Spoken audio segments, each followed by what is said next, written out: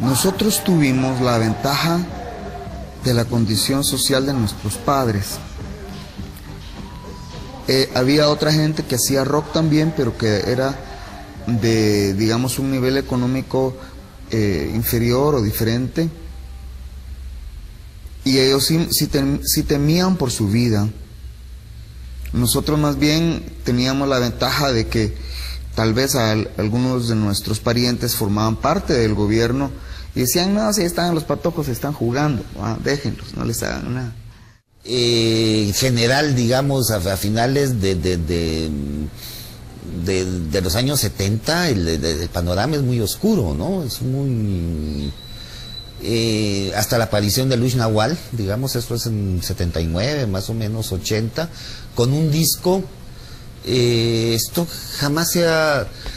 Es un disco que sale más o menos entre el 80 y 81 y que pasa desapercibido totalmente en las radios guatemaltecas. El disco lo distribuyen, pero no creo que se venda en el primer año hasta que ocurre el golpe de Estado de Ríos Montt. Y Ríos Montt, cuando da el golpe de Estado, pone una ley muy curiosa, digamos, estas leyes de los golpes de Estado, ¿no? Y uno era que todas las radios tenían que tener, creo que un 10% de música nacional, ¿no?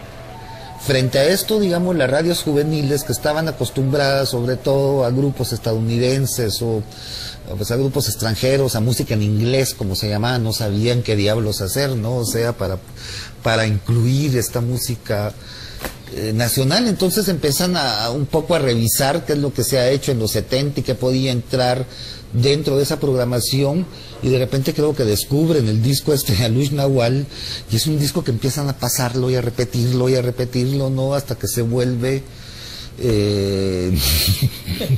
digamos, paradójicamente, llamémosle así, el rock nacional renace, digamos, casi por las mismas condiciones por las que había muerto en 1970, ¿no?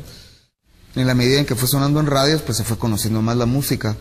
Creo que el punto más alto fue en el disco de Alto el Fuego en 1987, digamos, del 87 al 89, en que la radio de Michael Brugger, que se llamaba Clase 102, decidió que iba a apoyar a todo lo que le llegara del artista nacional. Unos llegaban en cassette y que sonaban a veces unas cosas muy mal, pero las ponían en el aire y le empezaron a pegar.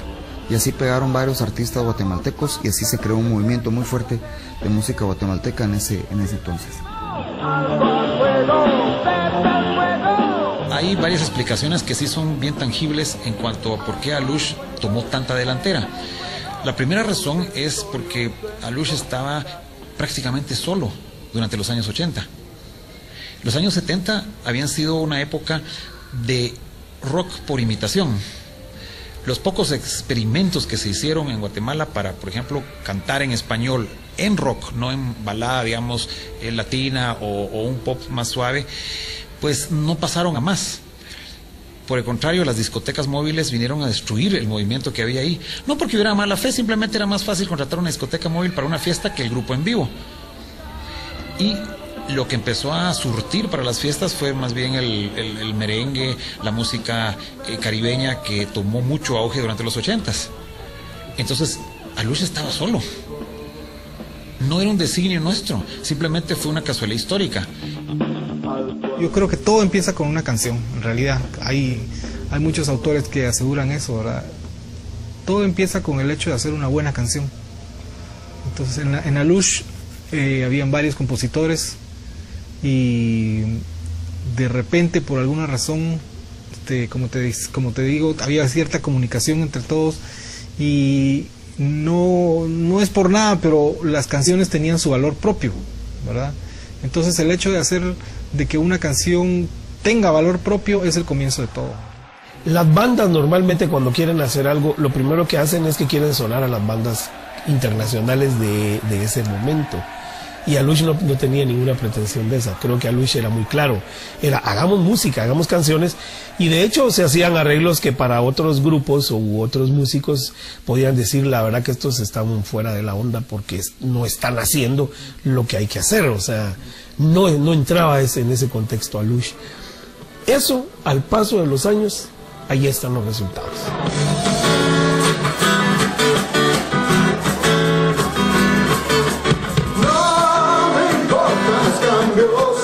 Al final de la década de los 80s, Alush Nahual había alcanzado un éxito sin precedentes en la historia del rock centroamericano. Su popularidad se extendía a todos los países de la región, en donde comúnmente convocaban a miles de personas para sus conciertos.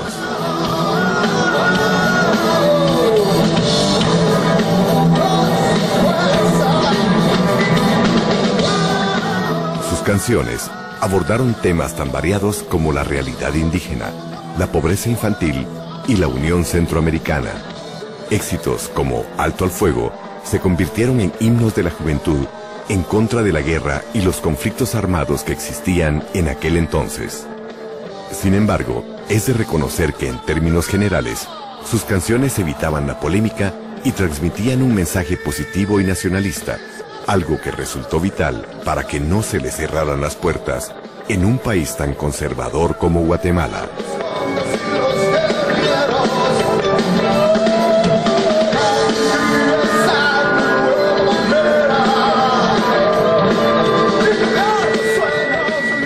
Nahual representa un momento muy importante en la historia del rock guatemalteco. Realmente un grupo que trascendió las fronteras de Guatemala y todo su desarrollo artístico representa un momento clave para el desarrollo del rock. Yo me acuerdo que por esas épocas era el conflicto armado interno, ¿no? Y entonces había como mucha prohibición para la música. Y entonces cuando salió Alush fue impresionante porque ellos contaron muchas cosas que sucedieron durante ese tiempo. Entonces imagínense ustedes la impresión que teníamos los jóvenes en ese tiempo de escuchar ya musicalizada todo el conflicto que se estaba dando en el país. Importantísimo oír hablar a un grupo de aquí de Guatemala sobre nuestra realidad social, es bastante importante. Yo creo que eso fue tal vez lo que marcó en ellos el hecho de que no se olviden, que queden como un ícono ahí siempre. Creo que también era un grupo inofensivo, es decir, no era un grupo que necesariamente atentara, digamos, contra el orden establecido en esa época, ¿no?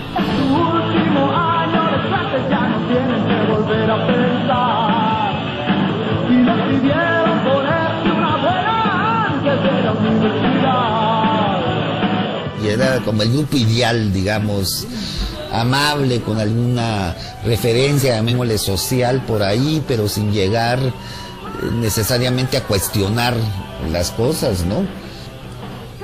Es decir, el rock en ese momento es todavía mal visto, ¿no? No es algo que te va a entrar a la televisión, no es algo que te va a entrar a las radios. Este tipo de rock te empieza a respirar un poco a final de los 80 con la democracia cristiana y con estos conciertos que Raquel Blandón de Cerezo, la primera dama, organiza en el Parque Central, ¿no?